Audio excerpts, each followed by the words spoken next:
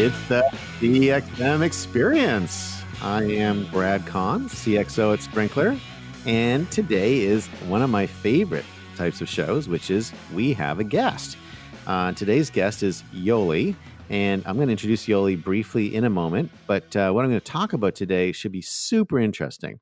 So today we're going to have a conversation about Bitcoin, digital currencies, blockchain, and on all the things that are happening in the world of virtual currencies. And there's some really fascinating stuff going on out there. Yoli's right at the forefront of it. So I thought it'd be really fun to have her on today and sort of blow our minds a little bit as we think about the future. So let me talk about Yoli for a sec. So I first met Yoli in 2004. Back in Toronto at a company called Points.com, where she got hired in. And we sort of became fast friends and fast colleagues from there on in. And Yoli and I have worked together at Points. We worked together at Microsoft Research. We worked together in the US sub of Microsoft in the marketing group there. And more recently, we worked at Sprinkler together. So Yoli, welcome. I understand you are now in Tulum, Mexico, where you're running a fry shack. And I think your title, if I understand correctly, is Chief Fryer. So congratulations on that. Absolutely. Thank you. Thank you. I've ascended into, the peak of my career. Well, you always threatened to open a fry shack on the beach. And I always thought, sure. And here you are on a beach, very close to opening a fry shack. So plus you're trading in Bitcoin. So let's talk a little bit about what you're doing, and I'd love to just kind of let you kind of just talk for a few minutes around what you're seeing happening and what's going on in the marketplace right now. It's been a bit of a journey back for Bitcoin. I think it's finally back at what sort of value from a couple of years ago, but just like expand on that a little bit for us and just give everyone a kind of a quick tour, because I think a lot of people sort of stopped paying attention to Bitcoin a few years ago, and it's kind of back. So let's hear more about that. Yeah, sure. So I got interested in the blockchain, I would say probably late, at around 2016, 2017, just as Bitcoin was sort of going on its run. But what interested me was just that the fact that the blockchain and what was happening around it and how the ecosystem was developing was very analogous to how the ecosystem developed around the internet. And, I was around in the 90s, and that's when sort of my career took off. And I recognized a lot of the similar patterns in terms of how the technology was being developed, how it was being adopted, how the communities around different innovations sort of sprung up. There's very much a similar vibe around blockchain. Yeah, and I think also associated, I know what you're talking about, right? Like associated with that is a very common theme of this is a fad, this is stupid. Yes. Like when I hear people really starting to slag something, I'm like, interesting. Because that's usually when that's a sign, right? You are spot on. And that's exactly what made me say, I should definitely dive into this, because I remember trying to get people to adopt PayPal, when I was at eBay. And I remember even just things like, before banners were clickable. That's when I always talk about, but just the tenor and the sort of people's surety of things being a fad just made me suspicious that perhaps it's not a fad, because I'd heard these same themes, And then also, what interests me about blockchain, obviously, is the technology and the where I see the potential disruptions. The same way the internet enabled this whole a number of innovations in communication, in e-commerce, in healthcare, etc. You name it, smartphones, you name it. And, our world was completely changed. I think we're going to see a similar sort of sea change when it comes to this whole notion of value and assets and tracking assets, and the middlemen that have to date been the folks that have sort of been the gatekeepers around assets. The reason why Bitcoin is, has garnered so much interest is because it's the first sort of use case that sort of removes this middleman around payments and being able to, send money or value without having to have a middleman. But you're going to see that in a number of different areas. You think about intellectual property, musicians, tracking their intellectual property. They're not going to need a record label. They don't need that today, but blockchain is going to even exacerbate that further. You think about real estate and contracts, the whole process of buying and selling a home. That on the blockchain is going to actually remove the middleman. You're gonna see a whole disruption. You think about there are companies that are developing technology in the solar space, and this ability for individuals to sell back energy to the ecosystem. Blockchain removes the need for the energy companies. I mean, there's just so many. Once you Interesting. start to understand the technology, you just see the use cases. It's going to be an interesting time. Well, the thing that's super fascinating to me is it's really hard to almost see the use cases, right? So, like I think there's a little bit of a leap that people have to make sometimes Yes, where yes, you see certain characteristics. You can imagine some scenarios, but you also have to kind of carry with you this intrinsic belief that we can't fully imagine what's going to happen, but it's worthwhile embracing it because it's yes, disruptive, yeah, right? So, like the very first cars that came out, if you were to, I think Mercedes Benz produced the first sort of autonomous automobile, right? It's actually in their museum in, let's see, in Stuttgart, and I was like, I was looking at this car and I was thinking, man, at the time, could people have seen, the cars we have today? It would have been pretty hard to imagine. Right, pretty hard to imagine, but you had to sort of believe in it. One of the things that I think is funny is really predictions of what the web's going to be like from the 90s. And, they're not way off, but they're off. yeah, Once sat down, I had a lunch with a very famous Canadian billionaire, and I was pitching him on Open Cola, which was one of my businesses I did before I met you. We ended up getting the money we needed and stuff, but he was kind of cynical about the internet in general. He was a reasonably famous, very wealthy person. And I was using Amazon as an example. And this would be late 90s, 98, 99. Like, not like it was getting there, right? And Amazon had been in business yeah. for about 5 years. And he looked at me like I was an idiot and sort of raised his eyebrow and scoffed at me. And he said, Amazon? He said, their business is selling books below cost. They're never going to be anything. Yeah, okay. So, Yeah, that's the tough thing, right? That's a tough thing because that he was right. At the time, Amazon's business was selling yeah, books below cost. That is exactly what they were doing. But oh boy, wouldn't it have been nice to really load up on Amazon back then, right? yeah, yeah. And so I think that's a little bit of what is tough for people. So as you think about what this technology is going to do to customers and customer experience, like how would you like dangerously tread into the area of making a prediction on it? Well, I think back to the very first, Palm Pilot I had.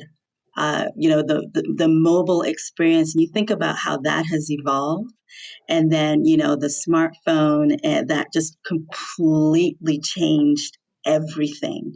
But when you had the Palm Pilot, the use cases were just email and maybe some crude games, but you had to sort of believe that this notion of being able to have a communication device in your hand, and once sort of data speeds were and the technology would evolve, that you would be able to do much more. And look at where we are now.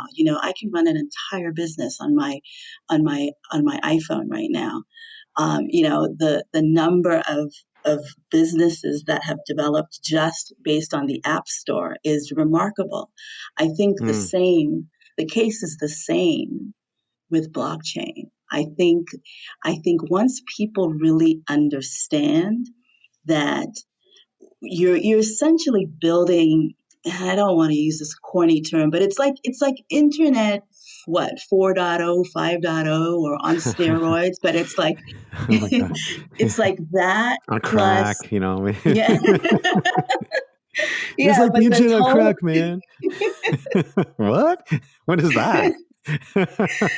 I think it was this idea. This people kept on early on. People were saying, trustless, trustless, and I couldn't quite understand what they were talking about. And they use this word immutable. And the way I, as a non-technical person, understand it, it's essentially this giant ledger that can't be messed with, Right, right? right, And is fully transparent. So you think about all the all the activities that happen in general. Well, let's just think about in business. Companies today have to, if you're a public company, you have to report, your earnings report on a quarterly basis. You can envision on a time when the audit process is all on the blockchain and the basically how a company's doing is going to be available on in real time. It's going to be that transparent. Think about how transformative that's going to be. I think, and what I loved about the internet was the level playing field yeah. that it enabled for so many, small businesses or even segments of population that normally might not have had exposure to a particular business or sector.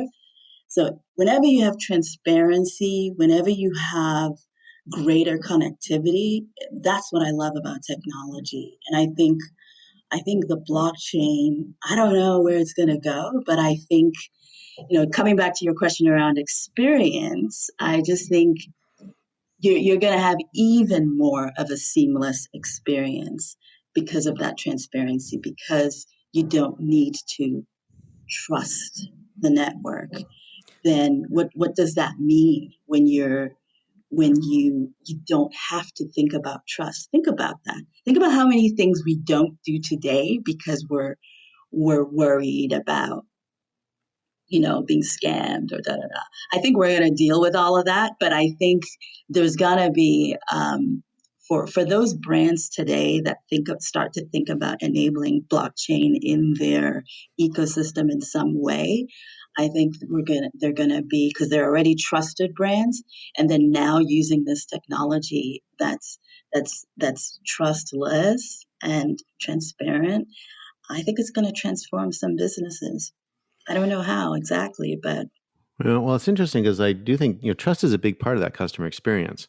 I was going through a customer experience flow today, and it was like a demo of technology, and they had this very interesting stat, which is if you go into a shopping cart and you start to check out, and there's a add coupon button, and you have a coupon, yeah, and you click the add coupon button and nothing appears because you see that all the time. It happens to me a lot. It just doesn't work. Apparently, 98% of the time, that person won't check out. Isn't that oh amazing? Yeah. You have the yeah, because coupon, they think right? You have the something's coupon, you got it. yeah, And it's like, there's something squirrely going on here. I'm out. yeah, And yeah, the other thing they said is equally problematic is when there's an add coupon button or add a coupon code button that's visible and you click it, and you don't have a code, the abandon rate is really high as well, like 80 something percent. Partly because people are like, well, wait a second, there's a free coupon out there somewhere that I'm not getting.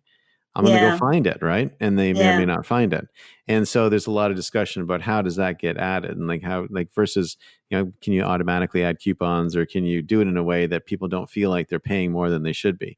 That was super yeah, interesting on something that's a pretty simple piece of functionality that almost everyone has on their site, but when it breaks, it causes all sorts of chaos. So, let's talk a little bit about picking winners and losers. So, you could be sitting there in 1990, say 7 or 1998, feeling pretty good about yourself with your investments in Webvan and Pets.com and Nortel. Nortel felt really secure. Not going to be any Yeah. problems there, right? Oh man, Feeling pretty Nortel. balanced Yeah. portfolio. You feeling pretty solid, right? And that 100 grand could be in nothing, right? Be worth nothing today.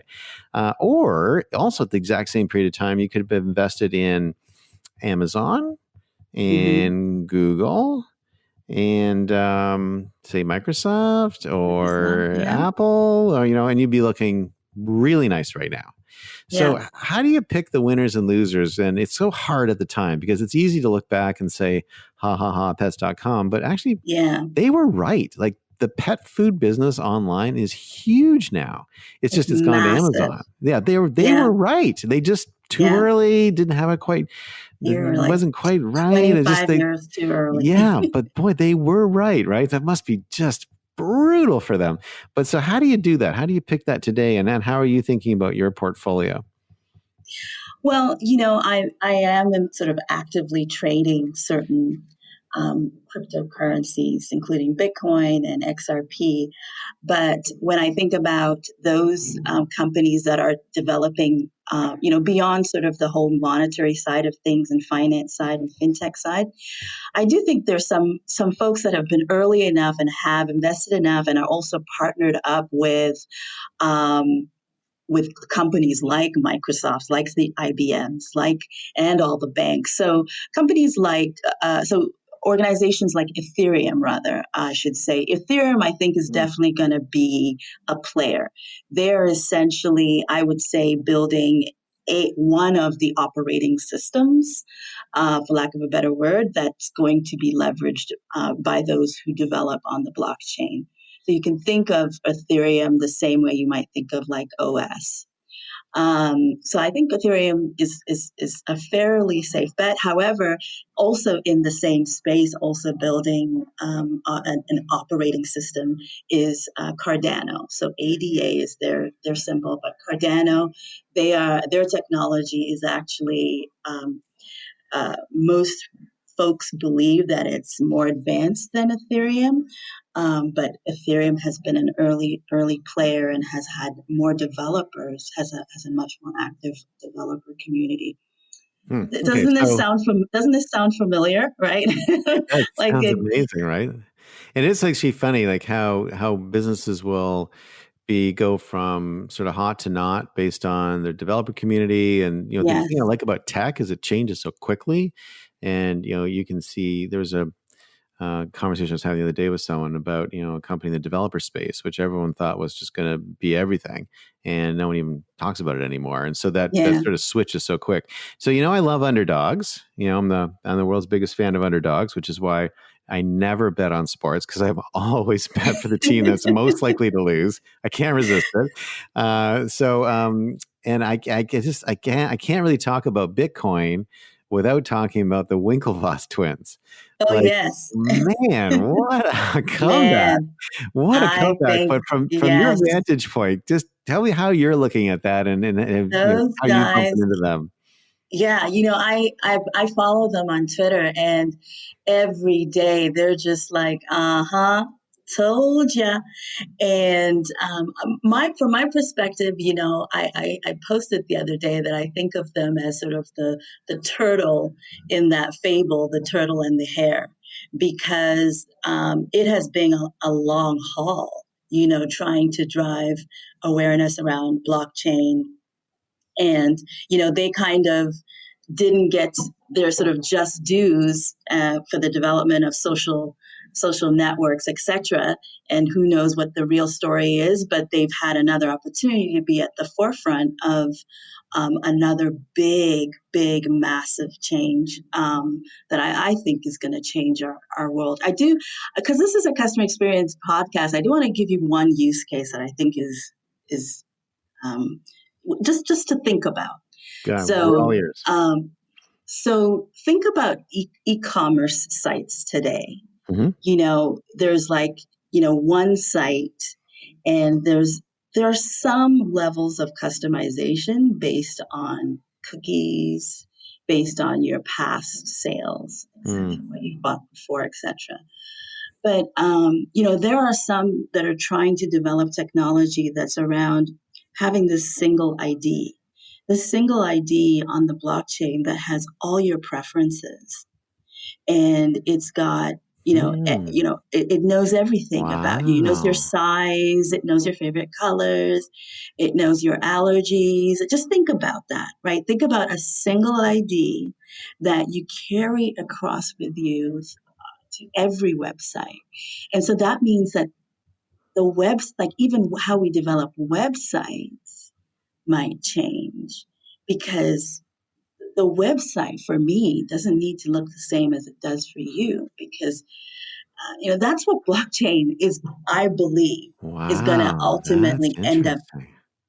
Think about that, right? It's like Right. So you're it's fully a it fully customized world based on a single ID that you carry with you. And we've been talking about a unified customer ID for a long time. yes, Isn't that interesting? yes, yeah. Huh. And the blockchain, because it can't be messed with, it may be the one sort of Huh. technology that brings that to life in a unique way that can be used across multiple sites. Anyway, I'm excited about that one. That's I know there cool. was, That but is the really Winklevoss twins, cool. watch out for those guys. I think they're I going to tell be you. folks that we're going to be talking about for a long time. Well, it's amazing. I mean, their payout from Facebook, do you know what it was? It's I shocking, don't. actually. I don't. What 11 was it? million. That's all they got. No way. 11 million. That's all they got. Okay, Oh for my Facebook. Okay, gosh. and there's two of them. That So it's just 5.5 million each.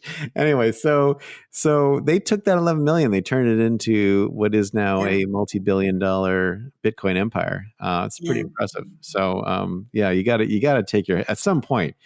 You got to take your hat off and say, "Way to go!" And they were in yes. the Olympics too. Like they were on the rowing team in the Olympics. Like they're this object of ridicule, but I don't know. Maybe it's the name I Winklevoss. think they're That's gonna a funny get, name, yeah. maybe. I don't know. That's what it They're is. But gonna get I their think last they're laugh. I think they're going to get the last laugh. I think they're a real story. What's really interesting, I'll just kind of end on this, is that what you're seeing, what I think is really exciting, is all the social platforms are moving heavily into commerce, right? Hmm. Especially Facebook. They're being really aggressive and doing some very cool stuff. I don't know if you've Yes. seen Facebook video. It's very cool. It's like the new QVC. So as you see all these social platforms move into commerce, and as you see Bitcoin and blockchain become, more standardized ways of paying for things, wouldn't it just be delicious? Like, wouldn't you pay like $1 million to be at the meeting where the Winklevoss twins sits down with face? I mean, I just think that would be very poetic, Totally. very poetic. All right, well, Yoli, Totally. as always, amazing having you on. Thank you for joining, and Thank you for enjoy the having weather me. in Mexico. I'm in Florida, Thank so I'm not that you. far away from you now, No, you're not. but we're both in warm weather right now, so which is great. So I missed you very much, and it was great talking with you today. Thank you. Great talking to you. Thank you for having me. For the CXM experience, it's GradCon and Yoli. Just follow her on Twitter, Yoli Chisholm, or on Instagram at yoli.chisholm, CHISHOLM. And that's it for the CXM experience today, and I'll see you next time.